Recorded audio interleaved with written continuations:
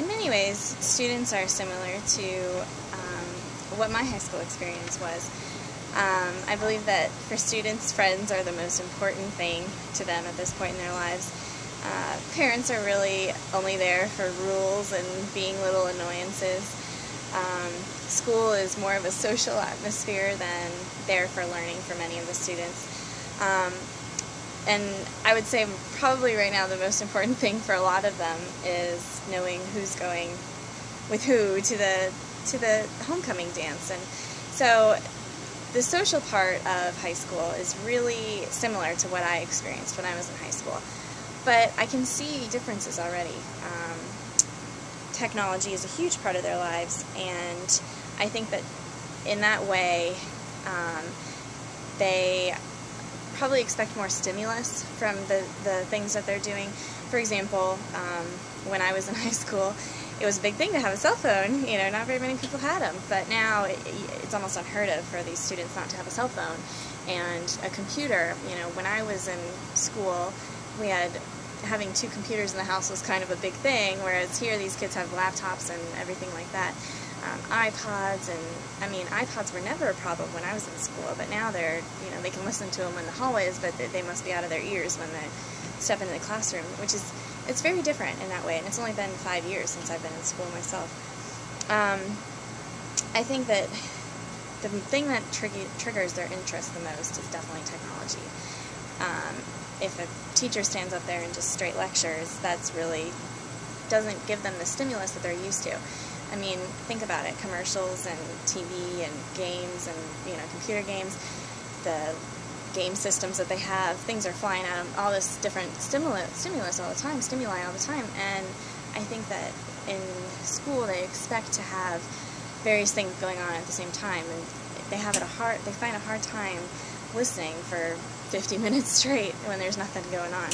So I think anything that's interactive and new and stimulating is really what triggers their interest, triggers their motivation. Students' participation in class really depends on their interest.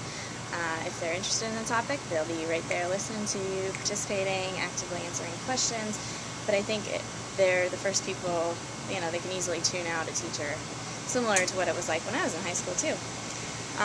If as a teacher, if you're able to connect with them or make this topic relevant to their lives, I think that they're more willing to actively participate in class.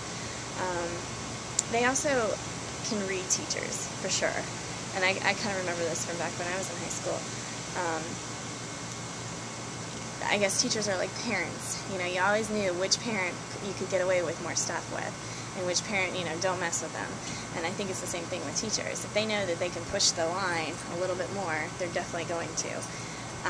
Whereas if it's an easy teacher, then they can push the line. If it's a more difficult teacher and they know they can't get away with stuff, they won't mess with it.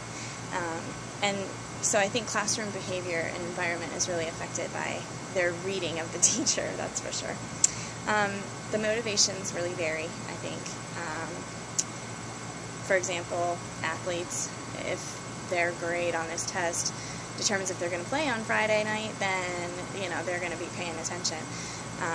And there's also the go-getters, the kids who, if you give them anything other than an A, then they're just, oh my goodness, what did I do to that? Then you have the students who really are there just because they have to be there, and they, you can give them opportunities to do things, but they won't jump on them. They're not the go-getters.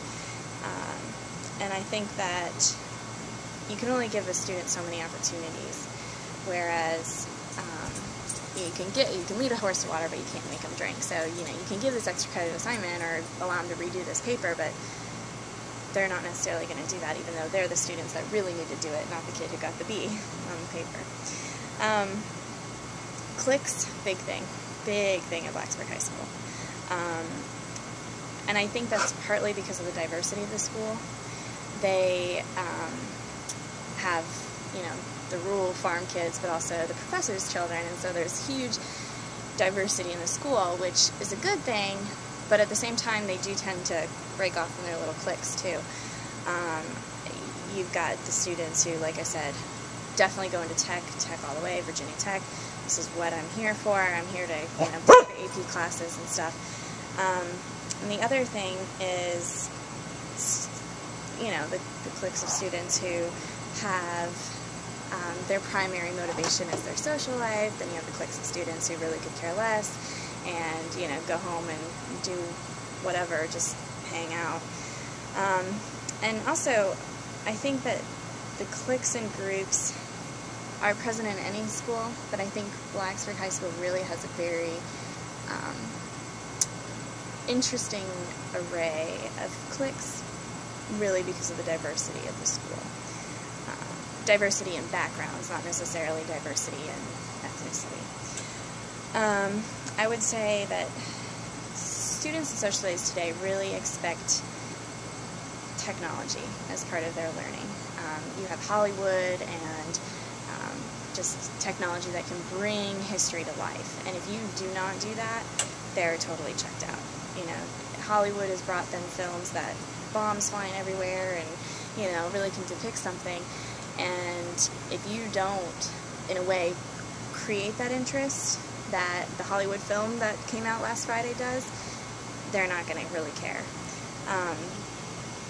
One former student of my teacher came back to her and said, oh my gosh, you know, I was watching TV with my parents and there was a category on Wheel of Fortune or Jeopardy or whatever, and it said ancient civilizations or something, and she got every one of those questions right, and so that was like really exciting for her. And so in a way they always connect back to how all this information that they're getting in history and all these learning experiences are going to connect to their real life. And so her being able to, you know, use that TV game show to show her knowledge was really great for her. And I think if students are able to make history and social studies relative to their life, then they're right there with you, motivated to learn. And I think that the movies and pictures and projector screens and smartboards and everything like that really make pictures of history and interactive movies and that kind of thing accessible in the classroom, whereas 25 years ago, all you had was an overhead projector and you'd have to print out every picture. Now you can have 6 pictures on a PowerPoint slide for, you know, 17 slides, and it just makes history more, social studies more touchable to the students, for sure. So.